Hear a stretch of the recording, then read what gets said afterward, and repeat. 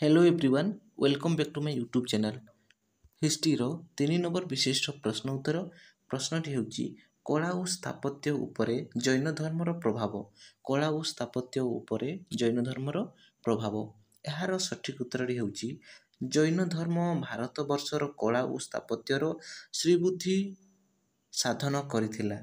प्रथमावस्थारे जैन मान स्तूप तथा गुंफा आदि निर्माण करुथिले। परवर्ती पर्याୟରେ ସେମାନେ जैन तीर्थंकर मानकर मूर्ति निर्माण करिबारे लागिले। मथुरा बुंदेलखंड एवं मध्य प्रदेशर उत्तर भागरे सुंदर सुंदर जैन मूर्तिमान देखा देइथाए।